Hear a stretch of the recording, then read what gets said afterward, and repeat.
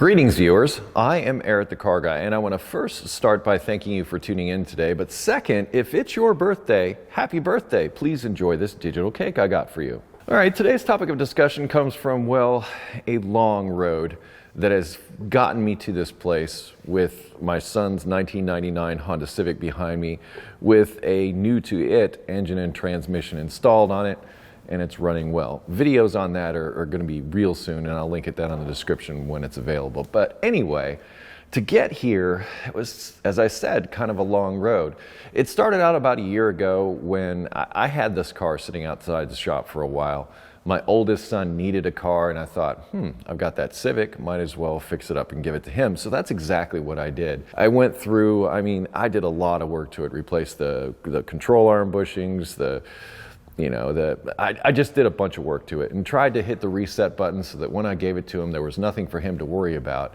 He lives about 450 miles away from me in Western New York. And, well, I'm the one that makes the trip up to see him and my grandson most often. And there was, well, a two-part motivation, if you will, in my mind to get here. And I thought, well, number one, I could put him in a car. Well, I could get rid of the car that was sitting around outside my shop. But more importantly, I would give my oldest son the means to be able to drive down here to Cincinnati to see me with my grandson from time to time. I thought that would be kind of cool.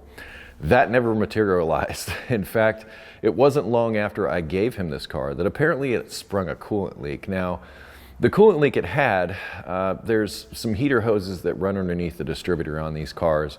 The distributor leaks oil onto these hoses. The hoses get a little weak and eventually get to a point where they can spring a leak, which is apparently what happened with this car.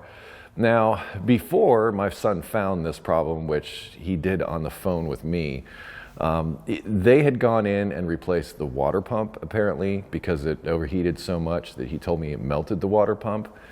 And I just put a brand new timing belt and water pump on it. He also told me that they went in and replaced the brand new Honda thermostat that I installed on the engine. And that I wasn't happy about at all. To try and address this problem, but I'm talking to him on the phone and he's looking around and finds the coolant leak. Well, the first thing to check for in any of these things is always for coolant and whether or not it has air in the system. That's like the number one thing to check for when you got an overheat problem. Not going for a thermostat or a water pump, a brand new water pump. And that's where my frustration comes in. And that's kind of the crux of this video that I'm doing here today. It's don't mess with my work. And this doesn't apply to just my family members, but say for instance, I go through a lot of time and effort to repair your vehicle, you get it back, and then you might have a different idea of what the problem is. And maybe you're not as experienced as I am, and well, you make the wrong diagnosis and you make things worse.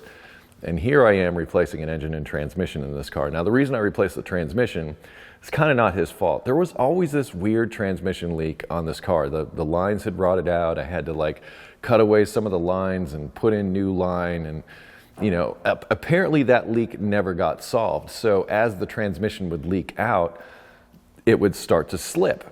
And the more it slipped, the more it burned itself up, and I just didn't want to mess with it at that point. To me, it just seemed like the better idea was to just replace it. And I think I have this car back to square one. I believe I've hit the reset button.